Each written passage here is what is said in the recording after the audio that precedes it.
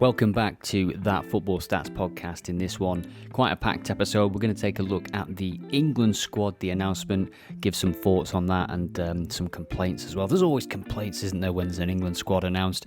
Take a look back at the European games that were played this week. There were some fantastic games. How is that going to affect the Premier League and the weekend's fixtures? We're going to take a full preview of those games as well. I'll be giving some predictions. And for the first time on the podcast, I'm going to do a double. And I'm going to make this a weekly thing, and we'll maybe track it and just see how it does. All for fun, of course. So, yeah, without further ado, let's get into it. We're going to start with the England squad that was announced on Thursday. A few omissions that might surprise people, a few inclusions that probably will surprise people. Henderson's in, of course, Maguire's in, of course, and Calvin Phillips is in, of course. Still no space for James Ward-Prowse, who has had a fantastic start to the season, continued his good form after the previous international break where he was also excluded from the squad. It's a shame for James Ward-Prowse. I just think he's being told by Southgate that, it doesn't matter how well you play. I've already got my midfield. I've already got my players that I'm going to take to the Euros. And it's a shame. And I don't think it's wise either. You've got players like Conor Gallagher in there. I like him. Probably a bit more energy than James Ward-Prowse. But technically, James Ward-Prowse is better than him for sure. Henderson is an interesting one because... Look, if you want to take Henderson so much to the Euros, take him as a coach. I'm being serious because he shouldn't play. You can't go from the Saudi Pro League to a European competition and expect that you're going to have those levels at 33, the same levels you would have if you were just coming off the back of a Champions League campaign, a Premier League campaign. We saw it in the previous international break. Henderson looked slow, he looked sluggish, he wasn't following his man. And if you're not getting that side of the game out of Jordan Henderson, then he really isn't as good as the other midfielders we've got in terms of the technical ability and the contribution to the final third. Last thing on the midfielders, interestingly, Trent is listed as a midfielder. He makes the squad, of course.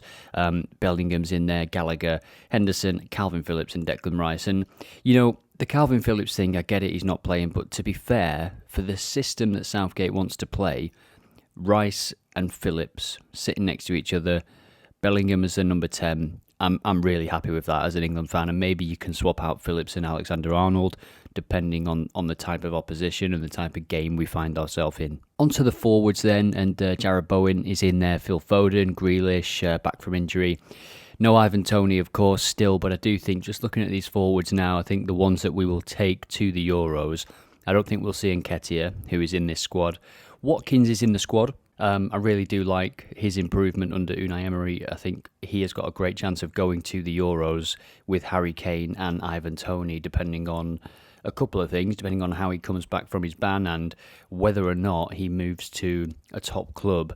No disrespect to Brentford, of course, but if he moves to a Chelsea, an Arsenal, or Tottenham in January and starts banging them in, then he will be on that plane, and I think we'll see someone like Eddie Nketiah drop out of the England squad.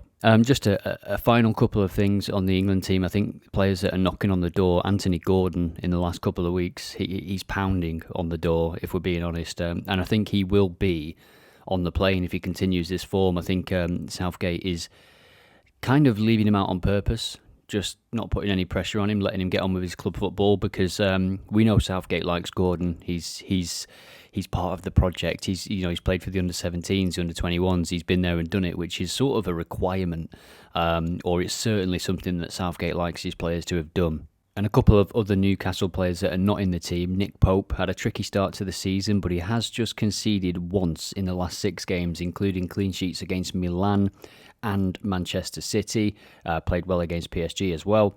He's not been included, but I think he will be. I think it's a matter of time. Sam Johnston at Palace is in there, who is, he's a good keeper and he's been in a few squads before. But I think we will go to the Euros with the 3 of Pope, Ramsdale and Pickford. And finally, sticking with Newcastle and just moving on to the defence for a moment, Dan Burn is not in the squad. And I know his age and the profile doesn't really fit with what Southgate wants in terms of bringing new players in. But sometimes it used to be that England, if you played well, especially over a sort of 2-year period, you would be rewarded with a cap.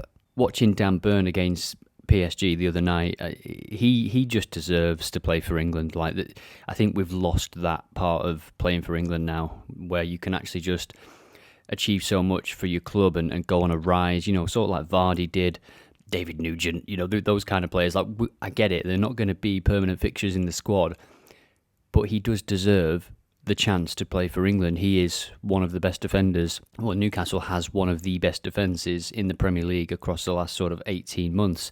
And even at Brighton, he was fantastic. Playing out of position, by the way, although he's sort of just made that his own position, the left back now. Yeah, we'll leave the England chat there, because I think the more you talk about it, the more you talk about Southgate. I don't know about you, but the more frustrated I seem to get. The fixtures in question, by the way, for England, we've got a friendly against Australia, and then we play Italy in our Euro qualifying group. So yeah, big game there against Italy at Wembley.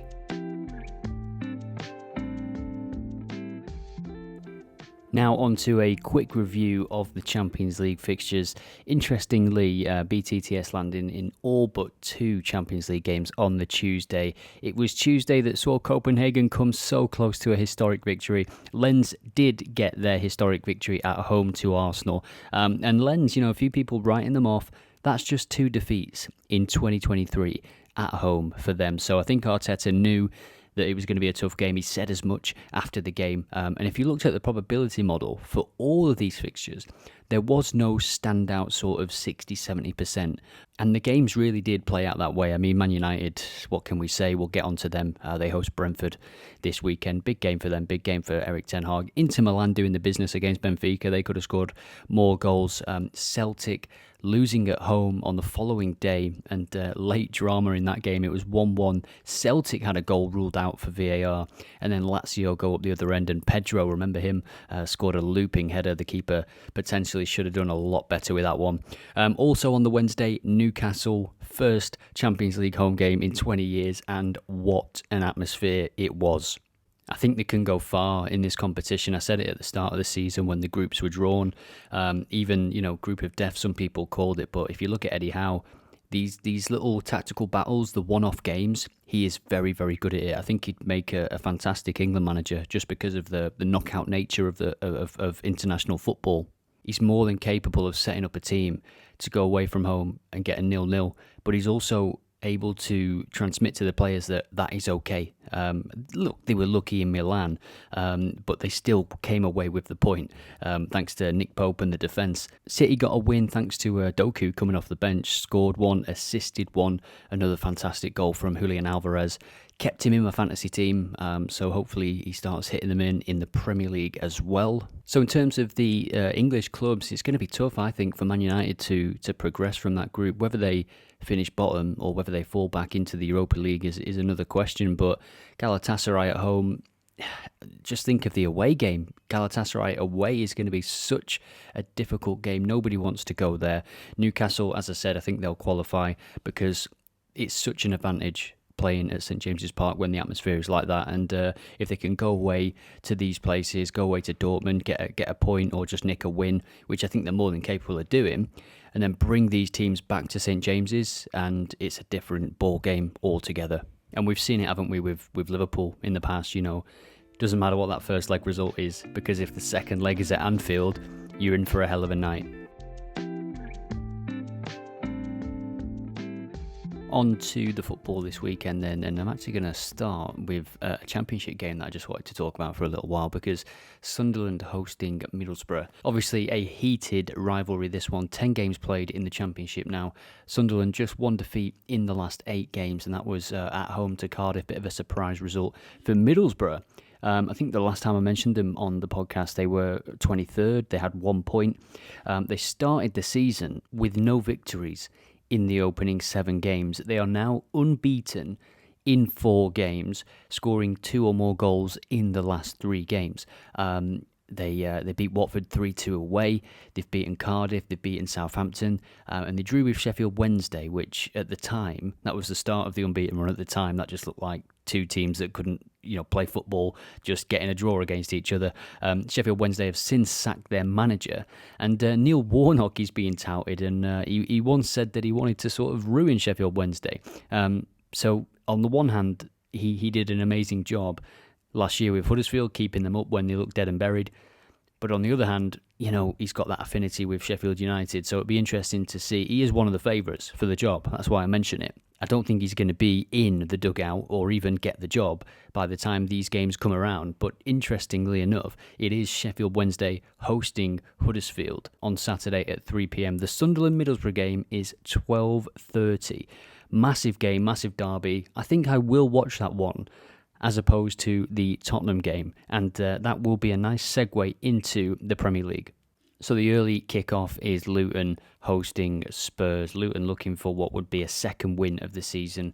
They lost in the week to Burnley, didn't they? And Tottenham, it's an advantage this season. There's no doubt about that with Spurs. Every week they are going to have 5 days or more on the training pitch. And with his players, yes, he's got a few knocks, few injuries. Solomon now the latest player to be ruled out for a few months. Perisic is out, isn't he? Son apparently has a knock as well. But regardless, I think Tottenham are just going to have too much for Luton. I think there's going to be too much fluidity.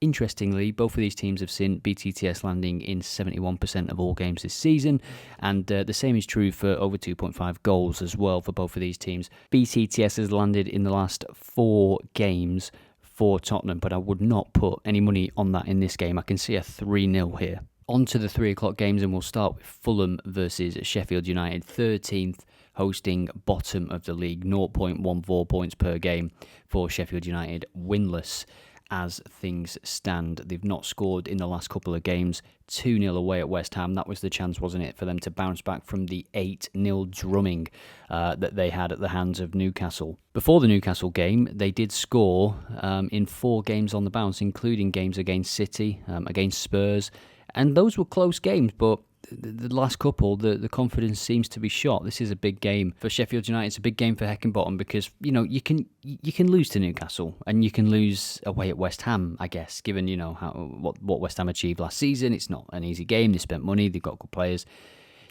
Fair enough. And Tottenham, Spurs, and West Ham are the last 3 games for Sheffield United. 0 points, 1 goal scored.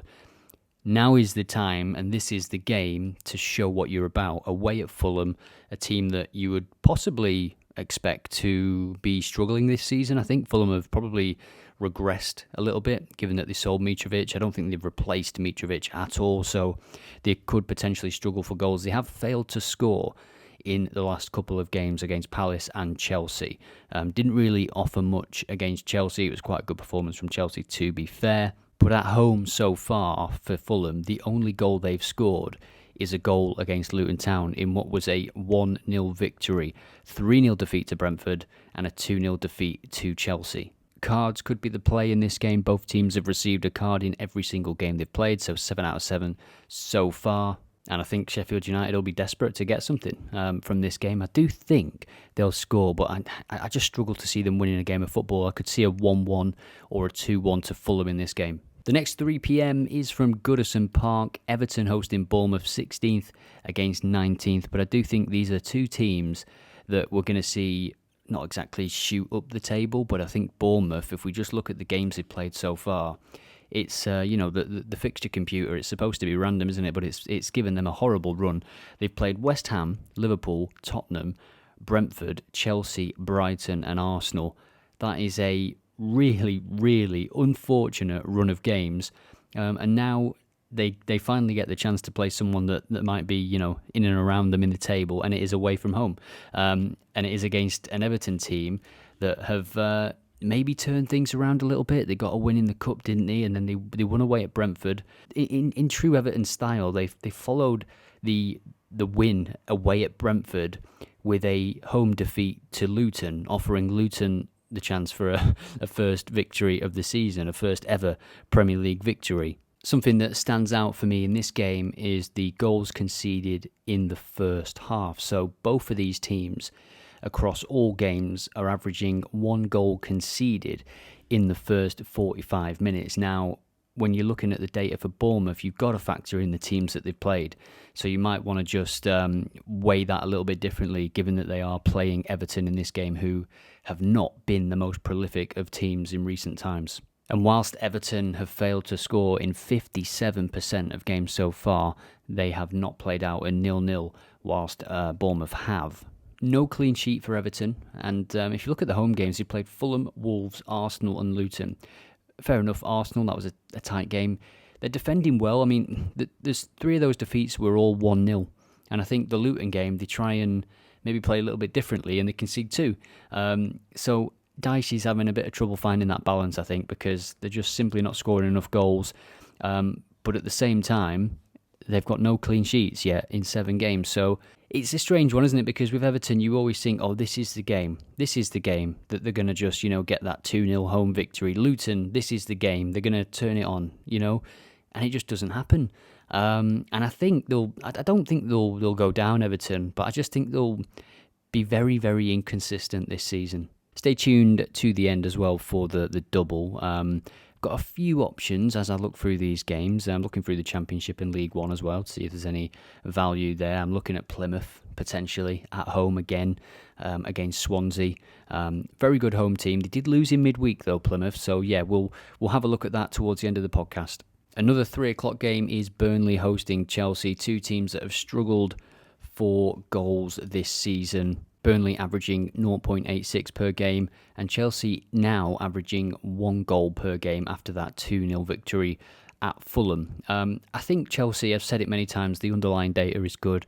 They are going to come good. They are going to start to rise up the table. Defensively they're doing stuff well, and at the top end of the pitch, dribbles into the box, possession, passes into the box, progressive runs. They're all sort of table topping, with City, with Tottenham, with Liverpool. In terms of XG as well, they're right up there. So I think they'll come good.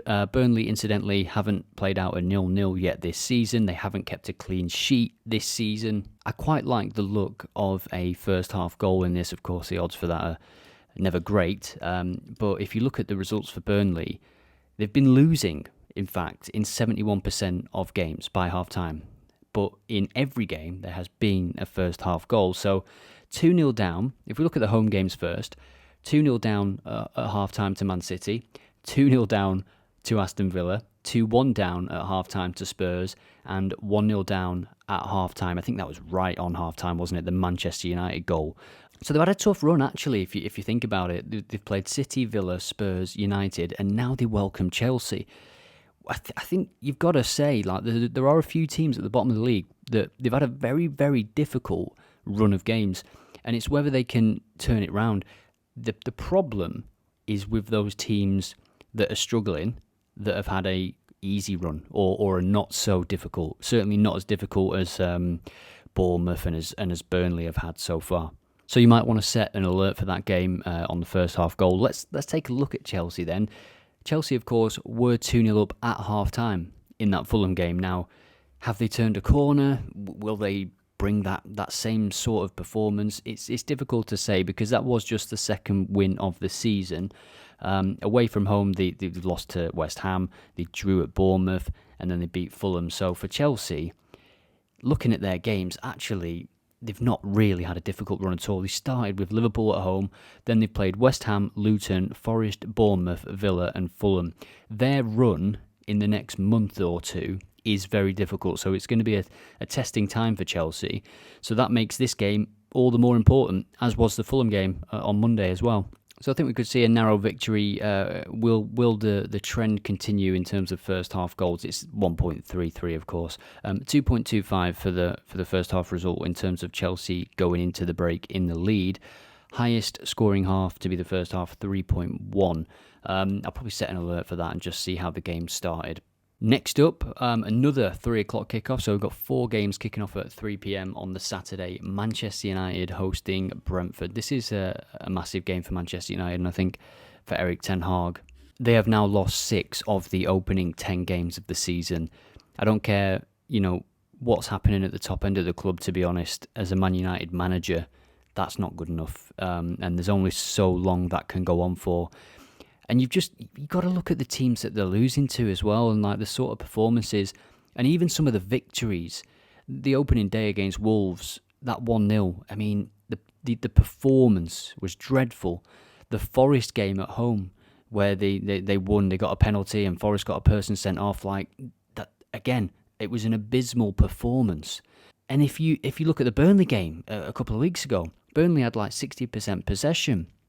This is, I don't want to sound like Roy Keane, but this is Man United. And it's just not there. It's just so flat at the minute. They've lost to Arsenal, they've lost to Brighton, and Brentford have, they've got a good recent record against Man United.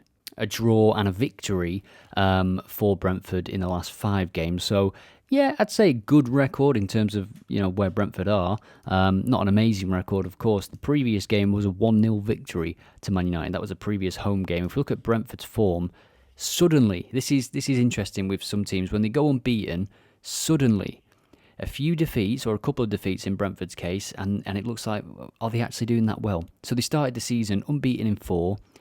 Now they've lost a couple of games to Everton and Newcastle, and then they drew with Forest. So they've only won once this season now, and all of a sudden they're 14th, looking over the shoulder. I think they'll be absolutely fine, Brentford. They've still got some great players, and I think they miss Ivan Toney. That's the big thing. Maybe they'll cash in on him in January and then revitalise the squad. I think they've brought some players in that haven't really worked, to be honest. They've lost Rico Henry as well, which is a massive, massive blow.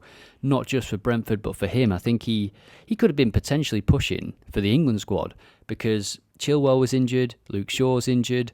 I think it's a problem area, to be honest, for England. When, 18 months ago, we were saying how many options we do have, and we were saying, Shaw and Chilwell is fighting for the same spot. Now they're both injured, and Rico Henry he's not put a foot wrong, to be honest, since Brentford have come into the Premier League. If we look at the odds for this, 1.67 for Manchester United to get the victory. If we look at the probability model on Odd Alerts, it is a 54% rating for the home victory. So that is a 1.82 implied odds. So the bookmakers giving Manchester United a better chance than Odd Alerts at this moment in time. I would give Brentford an even better chance than the probability model, to be honest, just going off my head, because I think Thomas Frank is the kind of manager. They've not had European football, of course, to look at how Man United are playing, look at where the spaces are, look at how they can be exploited. And he's the type of manager to really, on a one-off game, exploit that weakness. If there is a player Amrabat, if he's playing left back again, then Brentford are going to score for sure, and I think they're going to cause Man United problems consistently. It's just whether Man United can get those, Bruno Fernandes, Rashford, because those type of players in moments are saving Man United in these games. If Rashford goes on a run and does something, or Højlund in the Champions League, as we saw, running from halfway and just doing what he does. It's also going to be really interesting to see if Onana starts, because he's been abysmal, really, in terms of his shot stopping. He's no way near David De Gea, and we all knew that, right? Everybody knew when he was coming in. You could see his highlight reel for Inter Milan. Shot stopping is not what he's about. That's not what people know him for. It's not why Man United bought him. I know that sounds weird, but when you're a keeper, you've got to be able to do the basics, and he's not doing the basics at all. It's strange when a striker goes through. He's on his arse straight away. He sort of just drops down to the floor.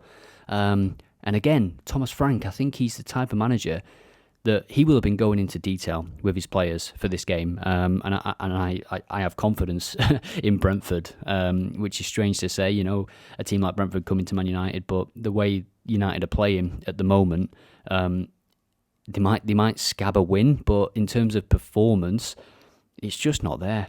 So my prediction for this one would be BTTS and possibly Brentford double chance, and we can look at the best odds you'll get, actually, with Betson again, 5.05 for Brentford, so the double chance, or maybe you want to go draw no bet, but if we look at the double chance here, 2.3 with Betson again, with Nordic Bet as well. On Bet365 it's 2.15. I would be taking that and just maybe combining it with another game over 1.5 or something. Maybe that can be one of the selections in the double this week. Let's see.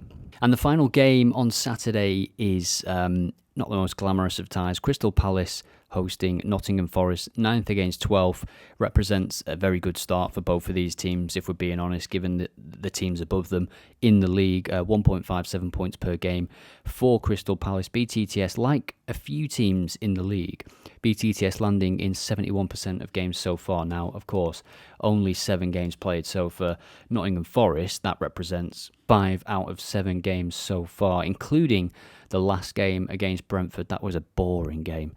That was the day after the Liverpool-Tottenham game, wasn't it? And it was the only game on the Super Sunday. I mean, they should have just called it OK Sunday. Now, away from home, last season, Nottingham Forest were absolutely dreadful. And this season, whilst they've added goals, I mean, we were talking before about teams that have had a tough run and a tough start to the season. It's hard to gauge where Forest are in terms of their improvement on the road, because listen to the first 4 games that they've played away from home. They started with Arsenal away, lost 2-1. So, they scored at the Emirates. They were 2-0 down, though. And then the next game was Man United away. And, of course, they went 2-0 up in the first 4 minutes. Quite unlucky, really, I think, to not get more out of that game. Man United penalty and Forest sending off, of course, if you remember. Then they went to Chelsea and won. Got the game plan absolutely right. Chelsea could not beat that low block.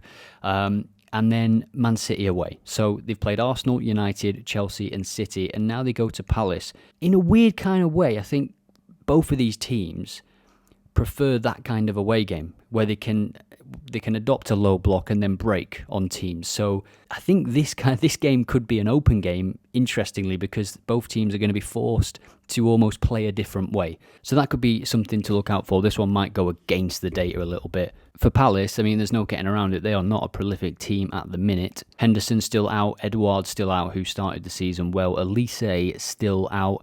And for Forest, they've got about 8 injuries as well at the moment. But given the size of the squad, that probably represents a smaller percentage than it would for most teams. So for that one, I would actually go for BTTS, just because I think, given the way that both these teams play, I just think there's a chance here that this game might go against the grain a little bit, because they're going to be you won't be able to play in the way that you played at Chelsea away. If you're Steve Cooper, it just won't work.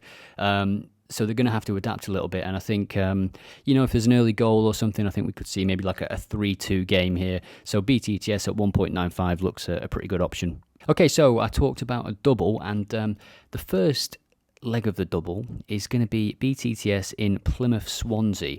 And I'll just give you some data for that. Swansea, similar to Middlesbrough, really started the season very poorly, manager under serious pressure, but in the last 4 games they've got 3 victories and a draw, 3 victories on the bounce, and in the last game they scored 2 against Norwich, they scored 3 against Millwall, they scored 3 against Sheffield Wednesday.